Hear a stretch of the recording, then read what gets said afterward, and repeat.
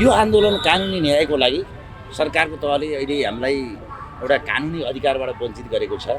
हाम्रा मुद्दाहरू 8 वर्षदेखि प्रसर उद्योगका मुद्दाहरू चाहिँ नवीकरण भएका छैनन्। कानुनसम्म दर्ता भएका उद्योगको अहिलेसम्म नवीकरण गरेको छैन। व्यवसायीहरूले कानुनसँग तिर्नुपर्ने कर दस्तुर तिरेर तपाईँहरूले बन्द गरे पनि हामी कर तिर्न तयार छौँ। तर तपाईँहरूले कानुनसम्म दर्ता भएका उद्योगहरूलाई चाहिँ राज्यले लिनुपर्ने कर दस्तुर शुल्क लिएर हाम्रा उद्योग नवीकरण गरिदिनुहोस् भन्ने हाम्रो माग हो। अब त्यो मागलाई पनि यति न्यूनतम किसिमको मागहरूलाई पनि सरकारले सम्बोधन नगरेर यो एउटा निजी क्षेत्र, देशको उद्योग व्यवसायी, देशको स्वदेशी कच्चा पदार्थमा आधारित रहेका देशका तमाम नागरिकहरूलाई रोजगारी सृजना गर्ने र हामीले व्यवसाय गरे बापत राज्यलाई ट्याक्स तिर्ने किसिमका व्यवसायहरूलाई यो सडकमा उतार्दाखेरि हामी उद्योग व्यवसायीहरूको मोडल डाउन भएको छ।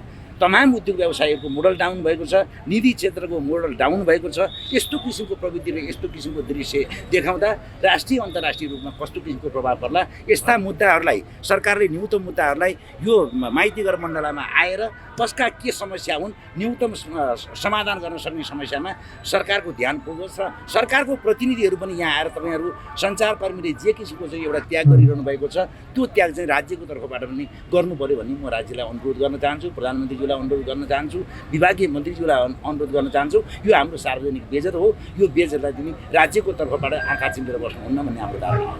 यस्ता आन्दोलनहरू कतिपय यहाँ माइती घरनिर थुप्रै आन्दोलनहरू हुन्छन्, एक दिन हुन्छन् अनि सेलाउँछन्, अनि सुन्ने हुन्छ नसुन्ने पनि हुन्छ, कार्यान्वयन हुँदैन।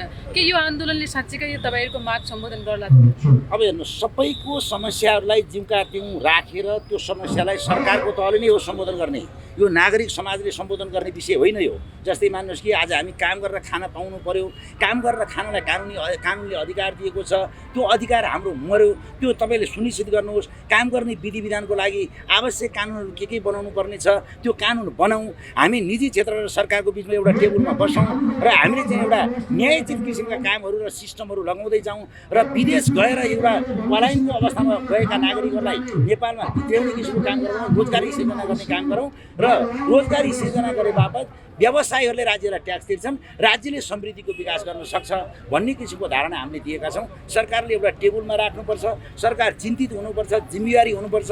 गैर जिम्मेवारी ढङ्गले त कहिले पनि समस्या समाधान हुँदैनन्। कोही सहकारीका यहाँ जस्तै देख्दाखेरि हामीले आत्मग्लानी भयो, हाम्रो आँखाबाट आँसु पनि रसाए। हेर्नुहोस्, अब यस्तो तमासा देखेर यस्तो चाहिँ एउटा मुलुकको नै एउटा सार्वजनिक बेइज्जत गरेर सरकारको तह चाहे राष्ट्र सेवक कर्मचारी हुन् चाहे तपाईँको चाहिँ एउटा राजनीतिक दलका मान्छेहरू हुन् यो दृश्य हेरेर चुप लाएर बस्नुहुन्न। त्यस कारणले गर्दा यसलाई चाँडोभन्दा चाँडो जो कोहीको पनि न्यूनतम समस्याहरूलाई सम्बोधन गर्दै जानुपर्छ भन्ने हामीले सरकारलाई एउटा अनुरोध गर्ने हो, धारणा गर्ने हो, सुझाव दिने हो। तर यो काम गर्ने दायित्व चाहिँ सरकारको हो र यसको चाहिँ यस्तो किसिमको व्यवहारहरू समाजमा देखाउँदाखेरि अब सरकार भनेको हाम्रो सरकार हो होइन।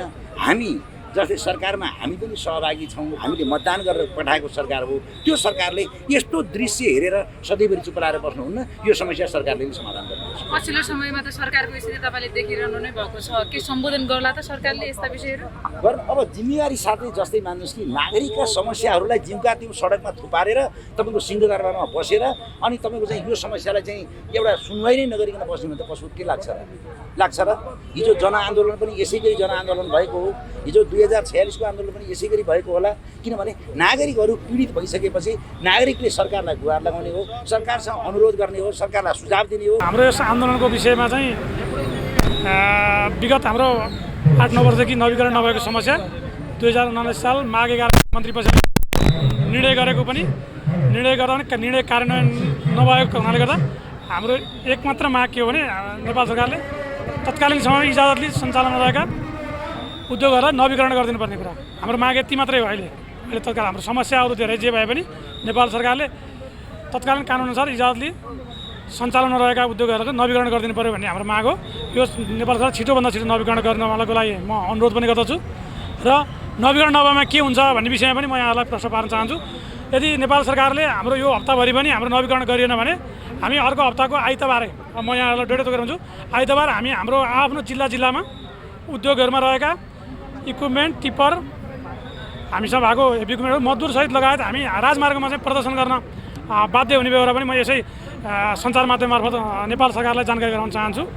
र हाम्रो यो नवीकरण छिटोभन्दा छिटो गर्नको लागि सँगै मामिला तथा सामान्य प्रशासन मन्त्रालयमा हाम्रो अहिले रहेको छ। त्यो मन्त्रालयले छिटोभन्दा छिटो यो नवीकरणको प्रक्रिया अगाडि बढाओस् भन्ने अनुरोध गर्दछु।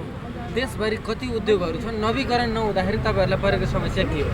अब 9 वर्ष अगाडि चाहिँ हाम्रो देशभरि उद्योग 700 क्रसर उद्योगहरू थिए।